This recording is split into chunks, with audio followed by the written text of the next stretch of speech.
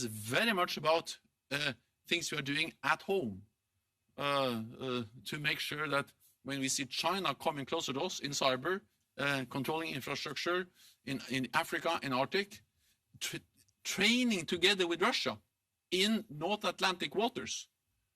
Of course, it matters for NATO. Okay, we'll go to Spiegel over here. Markus Becker with Der Spiegel.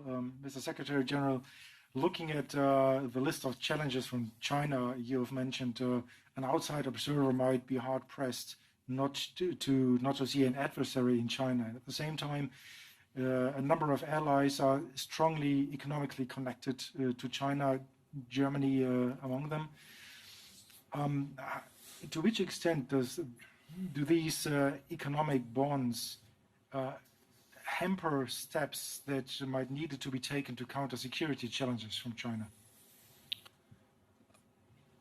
So first of all, I think it is important to understand that we need to address the challenges that the rise of China poses to our security, even though many allies have a lot of economic ties with China. And in one way, that's what we also express in the communique today. So it's not either or. It's not like you either do nothing and trade, or you do a lot or are not able to trade. The world is not that simple. So I think that what is important today is that, of course, individual NATO allies have addressed both the opportunities and the challenges related to the rise of China for many years.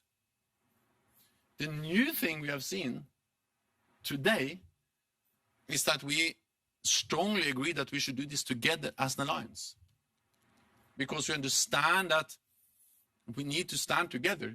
China soon having the biggest economy in the world, even the United States, which used to be the biggest in almost all domains, they realize very clearly that when it comes to China, it is a huge advantage for the United States to have 29 friends and allies. So, I just think that we could strengthen our cyber defenses. We can make sure that we don't have vulnerable 5G systems. We can make sure that we invest in advanced technologies. We can work on arms control with China and continue to trade with them.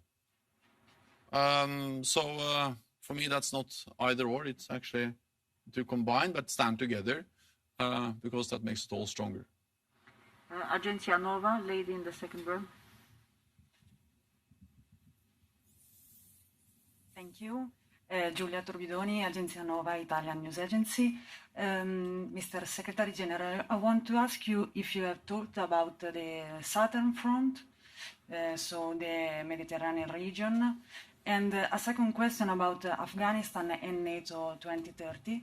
I want to ask you if what of your presence in Afghanistan are you going to bring with you in the future of NATO, and what on the other front is not so positive and is time to upgrade or to remove from the toolbox of NATO? Thank you. First, the Mediterranean and the South. Yes, that was discussed and addressed during our meeting. NATO has to be able to respond to threats and challenges from all directions. So we are in Iraq, which is part of our efforts to prevent ISIS from returning. We are increasing our training mission there. We strongly believe that prevention is better than intervention. So we believe that the best way of stabilizing our neighborhood is to train and build local capacity.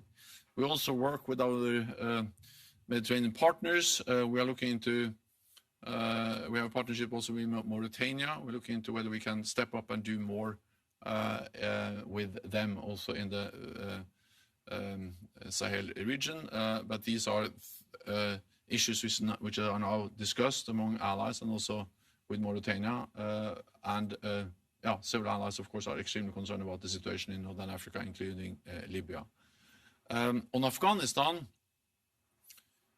We are ending the rest of support mission, but we will continue to provide support to the Afghans in at least 4 ways. First, we'll fund the Afghan security forces. When we came to Afghanistan almost 2 decades ago, there were hardly any Afghan security force at all. Now there is an Afghan security force of roughly 3,000 personnel. We, all allies, have promised to continue to fund them. That's critical. Second, we are working on how to organize out-of-country training of the Afghan security forces, especially the Special Operation Forces. Thirdly, we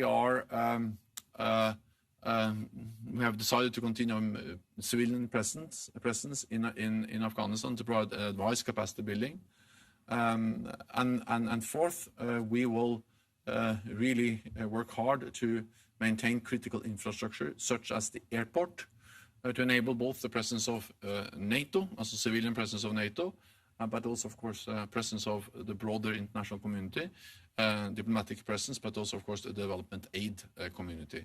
So these are 4 important ways where we will continue to provide support. Thank you very much. I know there are more questions, but we'll have to wrap this here. Thank you very much. Thank you. Have a nice evening.